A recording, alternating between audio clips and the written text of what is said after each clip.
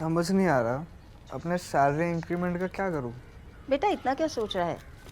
अपने mutual funds के SIP का टॉप अप करा ले। This is the right time.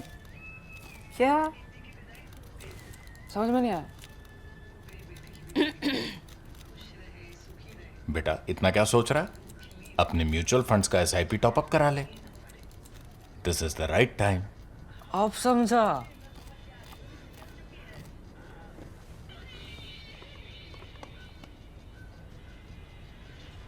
Mutual fund investments are subject to market risks.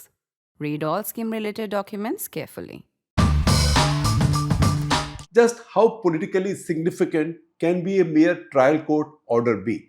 Check out the order given by Additional Sessions Judge Jitendra Singh in the CBI Special Court in New Delhi, not acquitting but discharging all 23 accused in Delhi's so-called liquor scam. All 23 including Arvind Kejriwal and Manish Sisodia.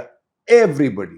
Kavita Kalbakuntla, all of those arrested from Hyderabad, etc. Everybody's been discharged. What has the judge said? Judge said there was no case, there was no evidence against any of these, and also what this means is that there was no liquor scam. I will briefly explain to you what the order is, and I haven't read all of it. For that, we have specialists, Bhadra, Sinha, who's our editor in charge of law and judiciary, and Ananya, Bhardwaj, who's our editor for internal security and who's been following this story. In fact, both have been following this story from the very beginning. They will join in and explain the intricacies of this. However, I will just give you a broad summary. The summary is the judge said that this case rested on 4 pillars. The CBI's case rested on four pillars. Number 1, that the expert committee on liquor policy was sidelined. Number 2, the draft cabinet note was suppressed, and this draft cabinet note contained adverse legal opinions on the liquor policy. Number 3, there was a broader criminal conspiracy with the South Group. And 4, there was need for recoupment of bribes paid under this scam for electoral use. He says all these 4 pillars collapse in this case because the evidence is not there. And then he explains why it's not there.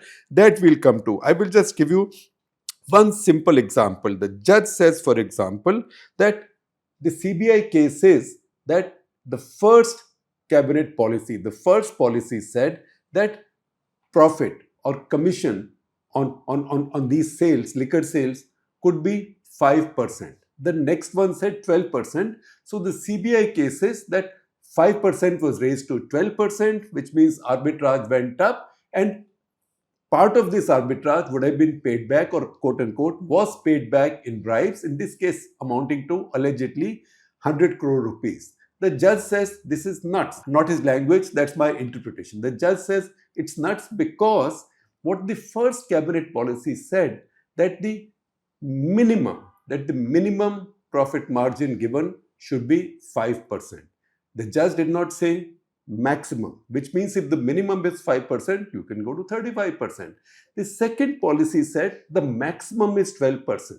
So he said the second policy actually gave a limit within which, the range within which the buyer could negotiate 5 to 12%, in this case the government. So he said instead of allowing unlimited profit as the first policy did, the second policy, instead of opening the floodgates for more profit, actually shut them and put a limit. His exact words are that instead of allowing windfall accumulation, it narrowed discretion. And that is why it was actually a better policy. Then the judge says many other things. It's a very clear order. Judge goes to the extent of asking for a departmental inquiry against the CBI investigating officer. That's the reason I say this is a very, very significant order, and also gives confidence that judiciary in India can function, can deliver justice even when the state is on the other side and when chips are down. My piece done. Now I turn to experts, people who've been following this story. And I know many of you have been asking, where is Ananya? Some of you have also been asking, has she left the print? No, Ananya never left the print. Ananya is an integral part of the print. except that the larger print family has one more member, Ananya. That's the reason Ananya was away. She has a baby now, so you can congratulate her as well. Ananya, you first, because you followed it right from day one. So essentially the case, we've already discussed it many times. It pertains to alleged irregularities, basically modifications that were allegedly done in the newly formed liquor policy by Manish Sisodia at that time. This is the allegation that CBI had put on Manish Sisodia and called him the chief conspirator in this entire liquor scam, saying that he's the one who basically modified the policy by extending undue favors to certain liquor barons, certain companies. And with that, they basically received kickbacks worth crores. There was also an allegation of payment of rupees 100 crores to the Aam Aadmi Party, which were later used by them in the elections in Goa and Punjab.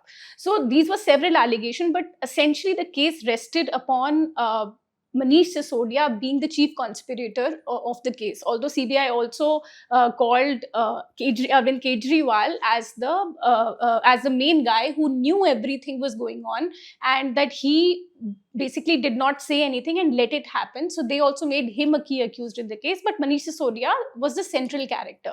Now, when the court gave this order, they have clearly said that the investigation appears to have been steered by a preconceived outcome rather than objective evaluation of evidence. Because as far as the evidence is concerned, when you talk about Manish Sisodia, one thing is that he did those modifications to benefit a certain group called South Group, right? Second is that he also pressurized officials of the excise department to give out wholesale licenses to one liquor manufacturer. Then another allegation is that he misused his power to introduce favorable provisions in that liquor policy. But then again, all of this, when it comes to objective evidence, was not given by the CBI.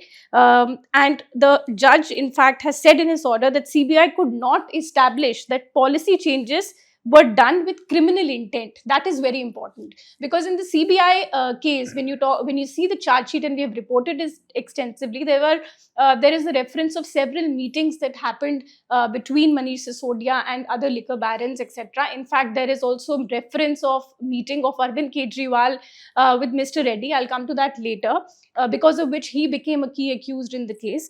But none of it really establishes that how these meetings led to a scam, and they could not establish that criminal intent, because that is very important. The mens rea, which is like the intent, why it happened, could not be established by any of the evidence that was given in the charge sheet by CBI.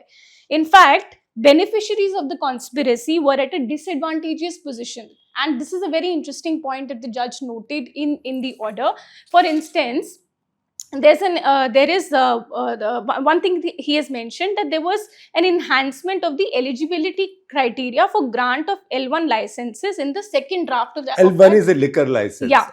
If you go to a liquor vend, you will see outside L1 licensee likha hota hai.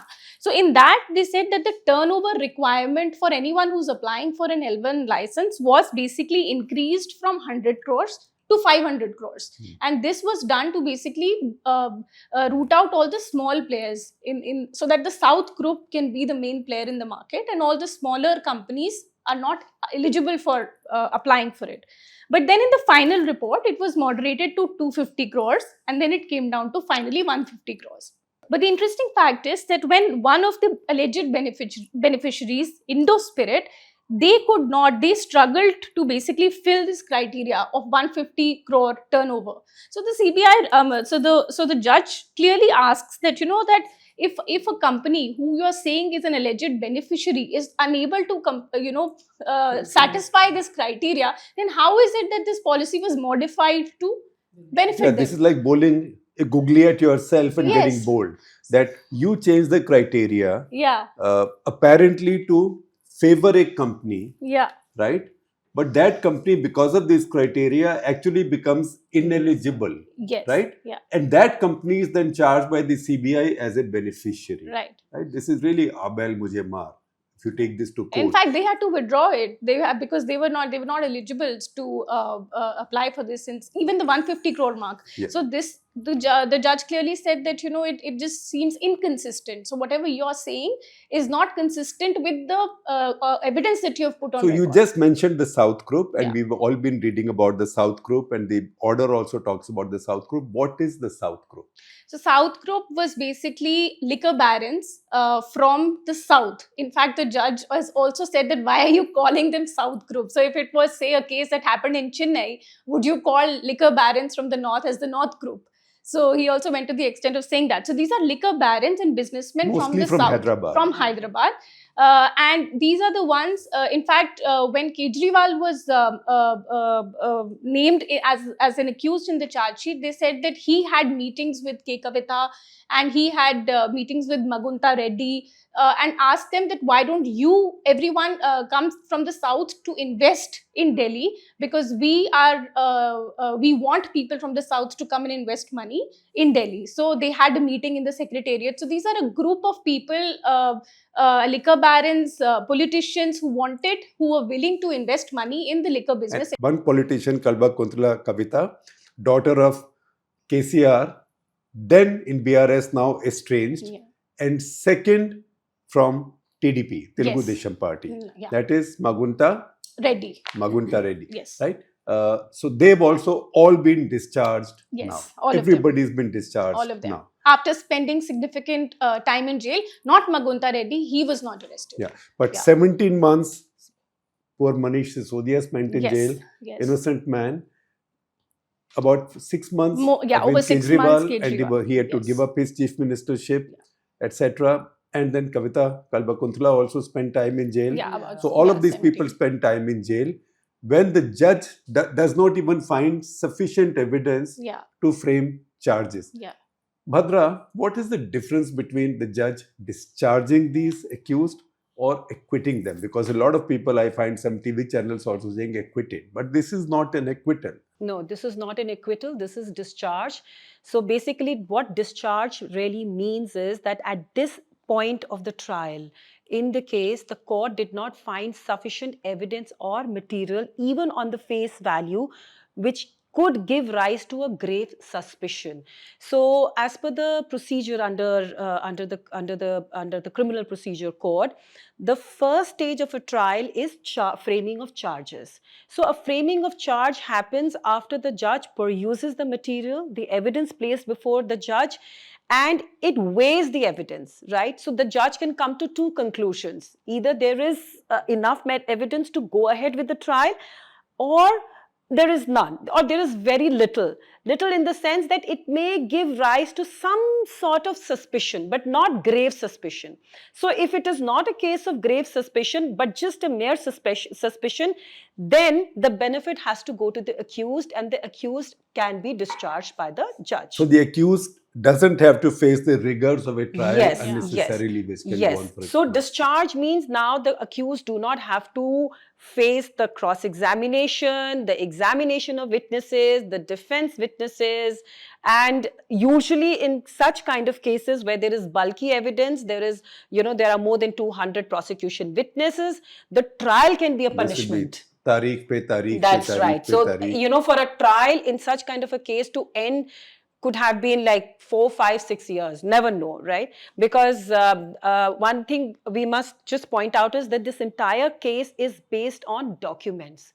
It actually had very heavy documentary evidence. In fact, when you said the weight of evidence, I was thinking about the judge's comment where he says that the CBI has given too voluminous Oh, yes, charge sheet. yes. In fact, he has gone to the extent of using a phrase that, it was akin to finding a needle in a haystack.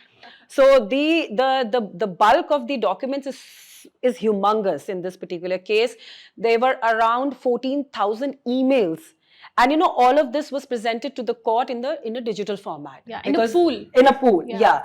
And all these 14,000 emails, so for the judge to scrutinize each one of them, I think that is one of the reasons why he has gone ahead to write close to 600 pages of the judgment, of the order, of the discharge order. And Ananya, why would the CBI do this? Would it be done just to impress? Like, in old days when you could write endless answers to your exams. In my era, people just filled pages thinking that the examiner will measure how Yeah. much you've written. Or Punjabi mein bolte hain, githe naap ke number milte hain, right? So is the I CBI think trying to do something like that's that? what the IO did. Probably he must have thought that if I give this much, then the judge or whoever is looking at the evidence will get intimidated. I think that's what happened. Or impressed. Yeah, probably impressed, but that's not the case here, because the judge clearly took pain to go through each and everything. And actually one point which Bhadra will explain later, that how the CBI actually got the entire case wrong. The arithmetic, the mathematics of it was wrong. So he said that they made a blunder. They didn't understand what this was about. And in fact, that point was touched upon by you with regard to the margins. Yeah. For, the wholesaler margin, that how the CBI alleged that it was increased from 5% to 12% so that the wholesalers could derive benefit out of it and share 50% of the profit with the in form of kickbacks. So the judge actually went and he scrutinized these two draft reports of group of ministers. One was of 15th March 2021 and the other was of 19th March 2021. Now the 15th March spoke about 5%. And the 19th March spoke about 12%. Now, when he actually sat and evaluated both the documents, what he realized was that the 5% was just the base value. That was like the starting point of a deal, right? And in this draft report, there was no limit. So, as you pointed out, the negotiations could go up to any percentage. So, if you really wanted a cutback, you could have taken it to 18%. Exactly. And got yourself more cutback. Yeah. So it gave a wider latitude, right, to carry or to strike a deal or a negotiation. Whereas the second draft GOM actually regulated the negotiations. It actually specified that no, you can't go beyond 12%. So in fact, the judge goes on to say that this is nothing but a reform, it's a regulation, and he says that this is nothing but an arithmetic miscalculation. Yeah. He has also questioned the logic given by the CBI with regard to the sharing of the profit. He says that it is impossible to believe that a private company will actually accept giving 50% of the profits in the form of a kickback. So he has actually raised a question mark over that as well. I would like to just point out with regard to the IO's role. Now, the IO's role has really been, criticized by the judge. He has severely reprimanded, as you said, asking the department to initiate an inquiry against him. Now, why it has been done is primarily because of the lack of sufficient credible material, which he could not place. Secondly, and he could not place, to kind of verify the exact allegations. Secondly, there was overwhelming reliance on the approver. And the entire process of declaring this one accused and his approver has been doubted by the court. There was a complete procedural irregularity on it.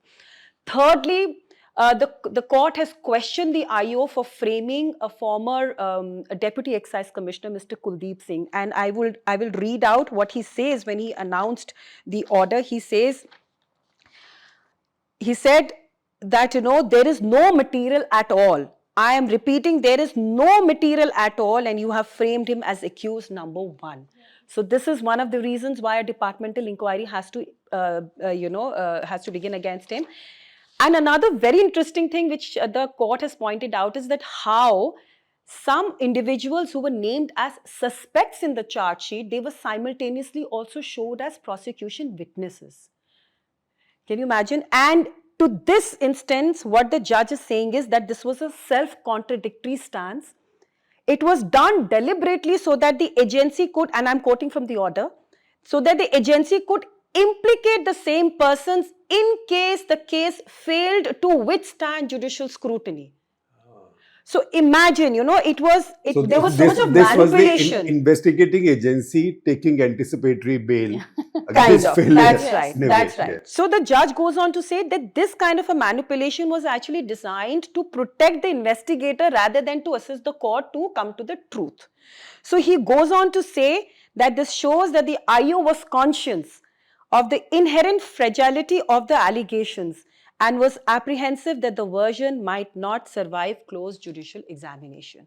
So these are the basic irregularities committed by the IO, because of which now he will have to face a departmental inquiry. I would like to bring in Ananya here, who will just give you a little bit more, insight into the approver controversy. So about the approvers, whenever we have discussed this case, Bhadra, we have always mentioned that the case that the evidence, essential evidence that the CBI and ED are relying on are the statements of approvers, not like real objective evidence, which the court has also now pointed out. That a lot of these statements of people who were accused turned approvers are now being relied upon as evidence. In fact, when the CBI said that Arvind Kejriwal is the sutradhar of this entire conspiracy, they relied on a statement of Magunta Reddy that I had gone to meet him at the Magunta secretariat. Srinivasalu Reddy. Yes, exactly. that I had gone to meet Kejriwal at his office and the secretariat. Then we had a discussion and he told me you should meet K. Kavita and discuss with him our entire plan about this liquor policy and how we need to go about this. And then K. Kavita called up Mr. Reddy saying that Kejriwal has asked me to give 100 crores for the party, so why don't you give 20 crores? And then there was an exchange of 25 crore that happened. So this is all in the statement of Mr. Magunta Reddy, which the CBI, the ED actually stated is evidence against Kejriwal, that he knew about what was happening and he is one of the key conspirators in the case. So the court has rightly, in fact, pointed out, and I'll quote from that an approver may corroborate facts otherwise proved. He cannot be the source from which the very existence of those facts is presumed.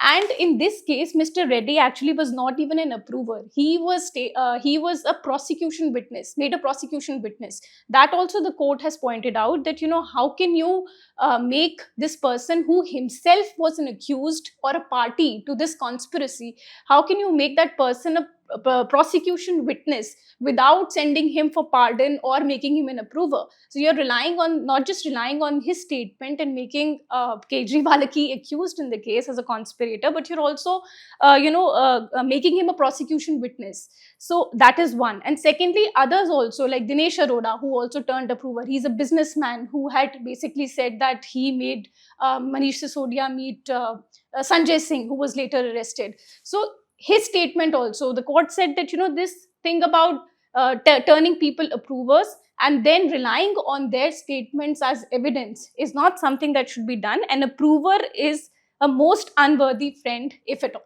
Without substantial evidence, material on record. Yeah. This Magunta Srinivasalu Reddy, by the way, now is an elected Lok Sabha MP for Telugu Desam Party, which is an ally of the BJP. Yes. Bhadra, now CBI says they'll go into appeal. What happens? In fact, they have they've already done that. Already filed. That's right. So what happens in these appeals? Does the High Court usually stay these orders, or the order, or this order? So see, as far as this particular case is concerned, it's a discharge order, and normally higher courts do not intervene in discharge orders. And if I am right, I think all the accused are already out on bail as far as this case is concerned. So at best, the High Court will issue notice, hear them out, but the entire discussion and the argument in the High Court will be completely within the four corners of the order. In the sense, no new fresh evidence can be relied upon when it's going to be argued before the High Court. Not like the movies when High Court or Supreme Court is sitting and the door opens and somebody walks in, Judge Saab, mere paas naya saboot hai. No. They have to strictly go by. No evidence can be placed in the Indian judicial system. No fresh evidence can come in after the trial court. Yeah. Although, just to highlight this, CBI's main contention in the appeal is that, that their side of the story or their side of the version has not been correctly interpreted by the trial court. They said it was ignored and not adequately addressed. But that must be the fastest appeal filed. Yes. The same day. Of course, on the same day. Within hours, in fact. At 5:30 in the evening. Yes. Bhadra, another question arises from this. The question of bail. Now, one Supreme Court judge and one bench after the other says that bail is the rule, jail is the exception. Yet in these cases, they've continued to extend prison time. Look at Sisodia, about 17 months? Yes, close to 17 months. That's half a lifetime. Yeah. Right? such a long time to be denied your liberty on such flimsy evidence. And Supreme Court, High Court, they've also delivered really long, flowery judgments about political corruption and all. What does this reflect? And what kind of introspection does the higher judiciary have to do on the bail question now? I think, as far as that is why I personally feel, and as you said, this judgment, this order, discharge order is significant, it's remarkable. Because I think what the trial court judge has actually done has shown a lot of boldness in dealing with this kind of a case in such a way. See, the problem which I have personally experienced is that in politically sensitive cases, the trial court judges are often hesitant in granting bail. It could be due to multiple pressures. It could be primarily due to a lot of media pressure. But to expect that High Court also to take a similar line. And Supreme Court also. But at least I would say that in this particular case, the Supreme Court had stepped in and it gave bail to Manish Sisodia and Arvind Kejriwal. 17 months Later, that's months. right. Yeah, it was a long time, no doubt about it. Another problem with these kind of cases, Shekhar, is that most of these CBI cases where you talk about corruption, you also get the PMLA proceedings are added to it, right? So PMLA, as all of us know, is a very tough and a stringent act under which it's very difficult to get bail because there is a reverse burden of proof. And since the two cases, investigation in these two cases are, they continue simultaneously. So again, that is one of the reasons why courts are reluctant. So you can get bail in one, but not in the other. So what happens in this case? Now that the parent case is gone, which is a CBI case, does the child case, the offspring also go?